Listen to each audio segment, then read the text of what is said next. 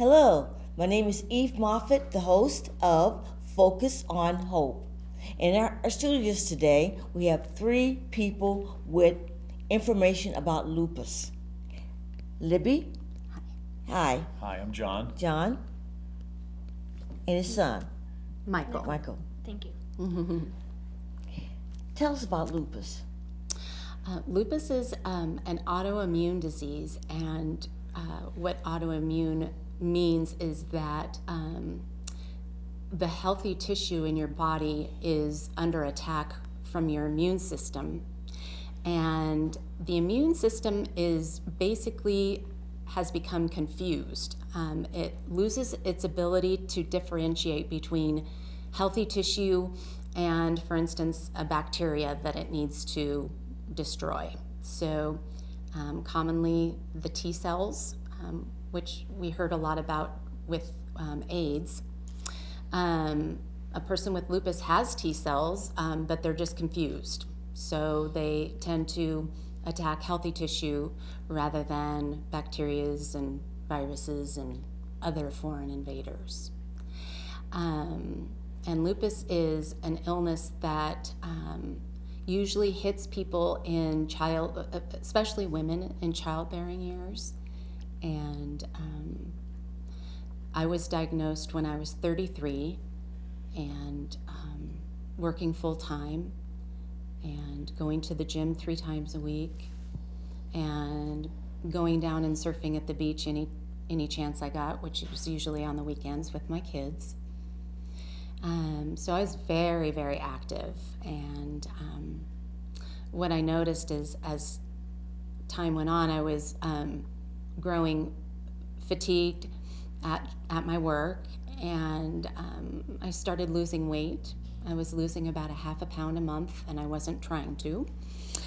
I had some pain in my backside, which is kind of a funny place to have pain, but I was having quite a bit of uncomfortableness in my back, and sleeping through my lunch hour. I had an hour for lunch, and I would usually run an errand and eat my lunch. And there, right before I got diagnosed, I was eating my lunch as fast as I could and then sleeping the majority of the hour. So over a period of months, I'm really good about self-talk and pulling myself up by the bootstraps, and I had just done about as much as that as I could do. Cool, yeah. And I really don't like going to the doctor. I don't like talking about what's wrong with me very much either. So I ended up going to a physician and explaining my symptoms, and he ran some tests and called me back into his office and said, "You're really sick, and we need to find out exactly what you have." He said, I think you have lupus. Okay. Yeah. And there's a blood value in a blood test. One of them is called your ANA titer, or it's a measurement basically of what they call ANA, or anti-nuclear antibodies. And what that is cells that your immune system has made to destroy healthy tissue. So they can actually measure that. Okay. And a normal amount of that in anybody's bloodstream is between 0 and 39 or 40. And that blood test had mine at 640. Oh. So they knew something was really wrong right away. And, a lot of people go to many doctors and get diagnosed as hypochondriacal, or what they call a malingerer. A malingerer is someone who likes to go to the doctor a lot. And so oftentimes it takes about 5 years to get correctly diagnosed with lupus. But you were lucky. I was very lucky. I had a wonderful internist in Long Beach, and he caught it on our very first visit together. He was my brand new doctor, and I always keep him close to my heart because he hit the nail on the head on the first go around. So usually by the time someone with lupus is diagnosed, they're pretty beat up by the medical system. Yes. And I hate to say it that way but that just ends up being the truth, is they, get told that they probably should see a psychiatrist or Yeah. something. Are you tired? Right. Are you nauseated? Do you have headaches? Right. You know, Oh, yeah. many people have those Oh, things. yeah. Oh, yeah. And so, yeah, a lot of us get really beat up by the system. I fortunately wasn't one of those, but my experience is the exception, not the rule. So, yeah, I was really lucky. John, what's your experience with lupus? Well, I'm an RN, so I've seen lupus for most of my career. I've even worked with nurses that had lupus, and I could tell they were part-time employees. They had limited abilities to perform well. They would call off frequently because they were having symptoms. My first hand with lupus with Libby was just a few years ago, because when I met her, she was in remission and very high energy, working full time, sports minded. We met in a hospital where we worked together, and when she first became ill, it was kind of like a Dr. Jekyll, Mr. Hyde thing. She was a different person. She had to rest and nap frequently. She didn't have the ability to do the things she'd like to. She couldn't go bowling, couldn't go to Phoenix, couldn't go out to the park and just play, games, or have picnics, birthday parties. So it was kind of hit and miss for a long time, and it's very debilitating.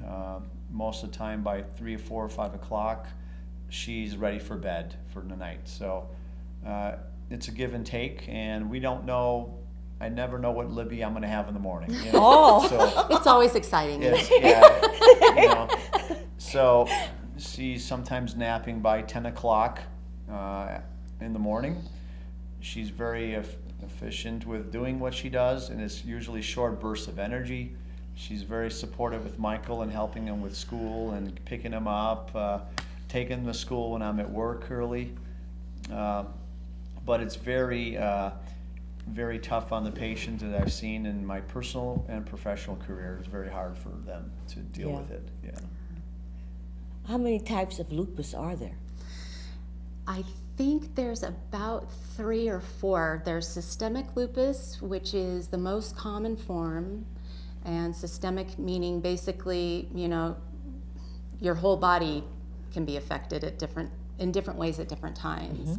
And then there's discoid lupus, which basically is this horrible rash that you get on your skin, and it's less common than the systemic type. And then there's also a drug-induced lupus, which has to do with particular medications, and I couldn't tell you the names of those medications, but you could certainly Google it and find out. But there are certain medications that bring on a drug-induced lupus, but the symptoms tend to go away from what I've read when you stop taking the medication. Yeah, so. Now, sunlight is a problem. It is a huge issue. Discuss that. I believe it's a Latin word. Lupus means wolf, and that's because normally we get this, what they call a butterfly rash on the bridge of my nose and on the apples of my cheeks,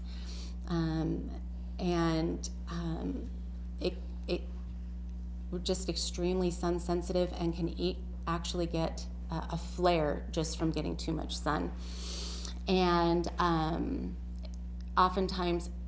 Just walking out into a nice sunny day, it doesn't even have to be very hot, but just a beautiful sunny day, just when the sun hits my skin, sometimes it feels like it's burning. Wow. Yeah. There are days that it doesn't bother me, but on the days that it does, it's pretty intense. And sometimes even the fluorescent light or artificial light, I'm not really sure what type it is, but I can remember days being at work before I stopped working where I would have to just turn off the light in my office and deal with the natural light because it made the area on my face burn. And I have makeup on right now, so you can't see the rash, but it's very visible first thing in the morning. Kind of looks like I just got in off the beach or something. Yeah. Yeah. Well, who gets it? Women make up the hugest group. although men do get it, I think it's 10% or less. Don't hold me to those numbers, but right around there are men, and men get it really bad for some reason. If a man gets lupus, it's not good. Whereas we women, it runs the gamut, on the pendulum of, really bad to just very annoying. So, and it is really predominant in Black people and Asian people are 2 to 3 times more likely to get it than white people. So, that's a little bit of an anomaly considering that I'm white and I have it. Yeah. So, yeah. But women, definitely. Women of childbearing years is usually when it's diagnosed. So, yeah. What is a flare-up? A flare is an exacerbation of symptoms, which is the difference between a flare and remission. Lupus, the initial flare is usually pretty bad. So when you're first diagnosed, it's usually because you're really, really sick with it. But once you kind of get some education behind you as far as like managing your stress level, eating the right kinds of foods, we all know that, whether or not you're sick with a chronic illness or not, eating fast food every day isn't probably a good idea, and drinking soda every day isn't probably a really good idea. So learning to manage stress-producing foods, limiting those, and just taking really good care of yourself. You can affect whether or not you're in remission or in an active lupus flare to some degree. By just watching stress and taking good care of yourself, avoiding the sun, getting proper rest, not burning the candle at both ends, those kind of things really lend themselves to going into remission, although it's not a hard and fast rule that that's going to do it, but it helps. It definitely helps, yeah. Is the disease fatal? It can be. Yes, it absolutely can be. Especially, I would say, in men. And the numbers that I had looked up before, and I don't know if they're the most current numbers, but I had read that in the United States, 5,000 people each year will die from lupus. But in actuality, of that 5,000, 75% of those people are actually dying from chronic steroid use related to lupus. Okay. But not actually from lupus. Okay. So, and steroids are a blessing and a curse because they do help eradicate the inflammation in the system. Okay. So everything feels better and everything works better. But it's all an illusion. It's brought on, by a steroid, prednisone specifically, and prednisone is great in the short term, but in the long term, it's a killer. So, one doctor told me when I was diagnosed, the first rheumatologist that I saw said, "My job is to manage the poisons that I'm going to give you." Oh, wow. Yeah. And he was right. Yeah. There are drugs that I take specifically for lupus, and it is an immunosuppressive, anti-malarial. So it's something that someone took for malaria one time and went probably abroad traveling and happened to have lupus and found that they felt a lot better. They don't know how this anti-malarial works. They just know that it inhibits the disease process, but they don't actually know quite how it works. So that drug is called Plaquenil, and it's pretty much what most people are on that have lupus. And it's fairly benign. There's not a lot of side effects to it, thankfully. Okay. And then the immunosuppressive drugs are used for people that are much more ill than I am. There are those of us with lupus that are dealing with major organ damage and death. and those people are put on stronger immunosuppressive drugs to just kind of help the immune system calm down. And actually, in the last 50 years, there's only been one drug specific for lupus that I know of, and that's called Benlysta. But you have to be really, really sick with lupus, like in danger of dying or having major organ damage. And so the good news is that I'm too well for Benlysta, which is a blessing. It's a blessing. Yeah.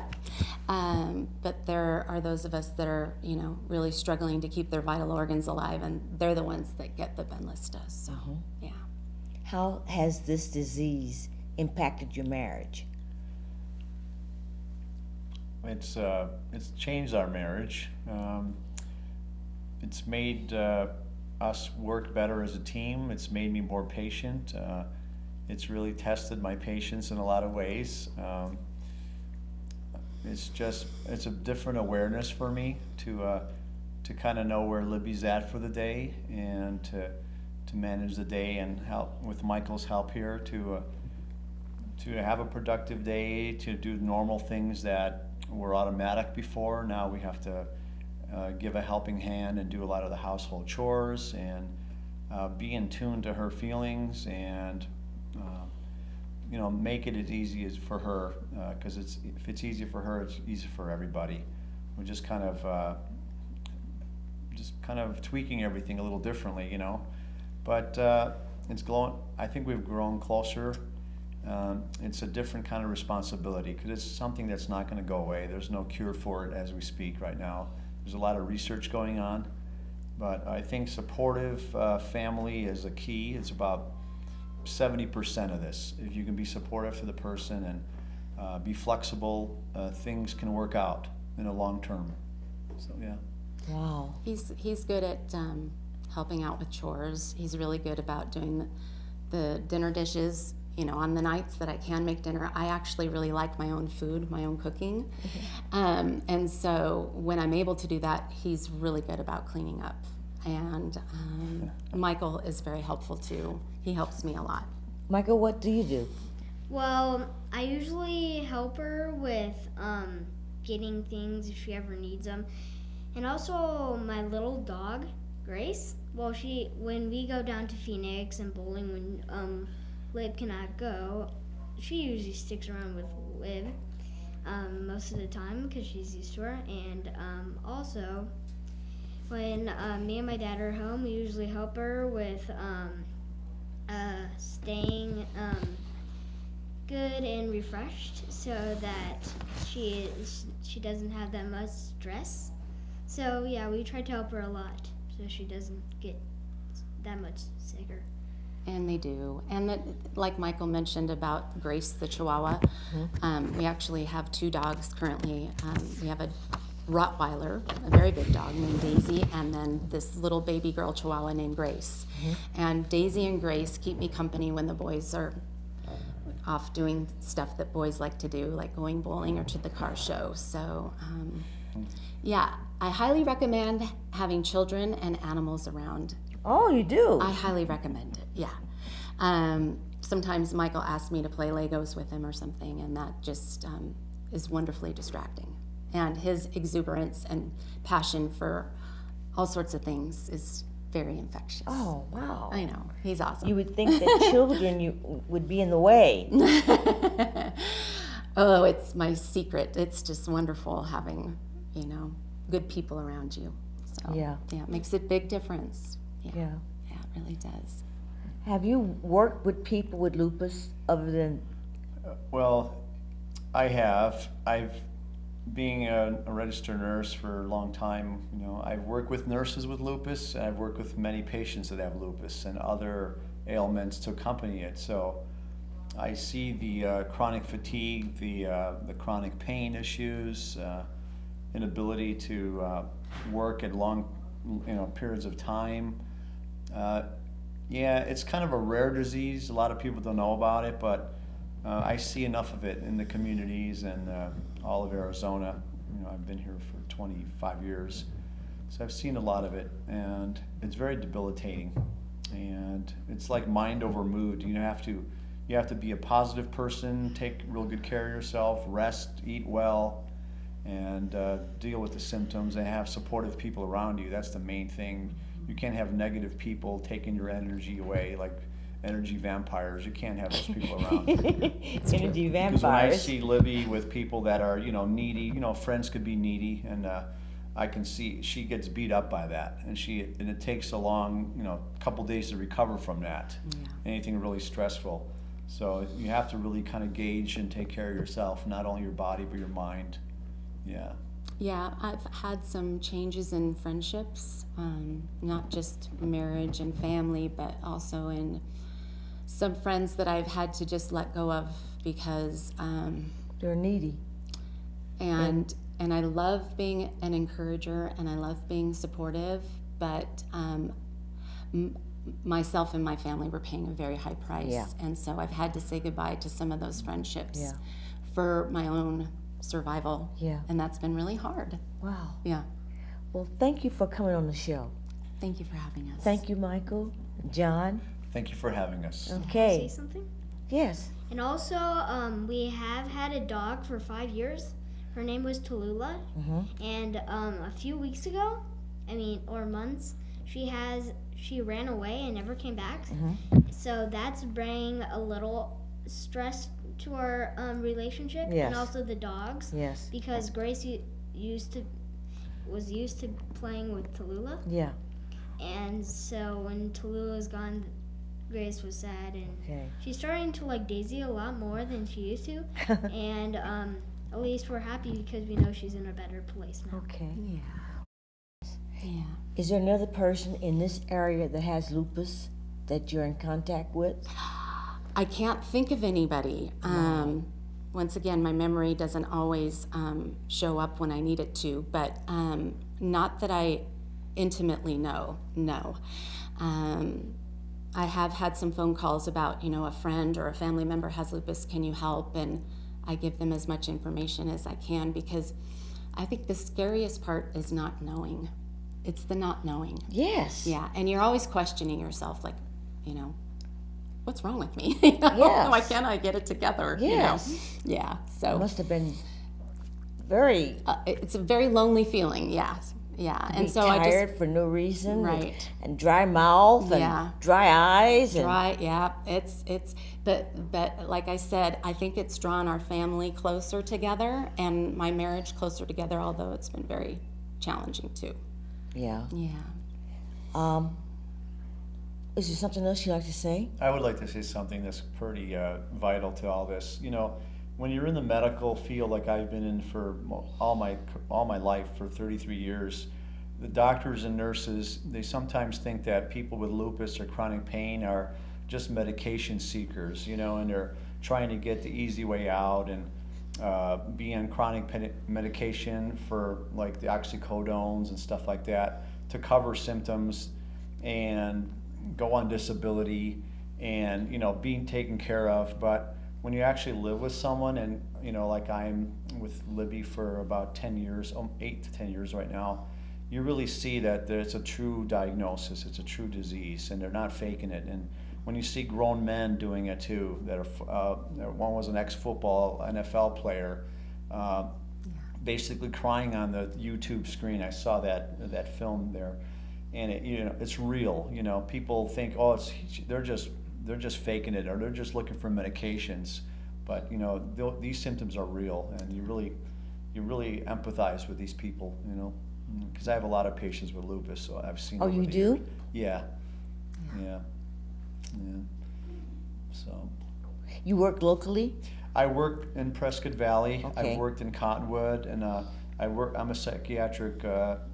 I'm director of nursing of a psychiatric facility, so I see a lot of this in real flesh, and it's real symptoms, it's real pain. They're not faking it. And their life is threatened. Any of these organs can go at any time, and when you're on the steroids, that attacks your organs also, but gives you a burst of energy. So it's kind of the worst of two evils. Chronic steroids like prednisone. Sure, they make you feel good right now, but then you pay in the long run. It eats up your internal organs and your skin. Wow. Yeah, so it's like chemo. It helps, but then it hurts. Kind of the same line of thinking. So, It's a tough battle. Yeah. Sounds like it. You're handling it well. Well, it's nice to be known and loved, and I think that helps the most. Yes. Yeah. Yes. Yeah. Would you like to say anything else? Just thank you for having us, and thank you for helping to get the word out about lupus. Yes. It's important. It Yes. is. Thank you very much. Thank you. This has been an exciting episode of Focus on Hope. My name is Eve Moffett. I'll see you next time.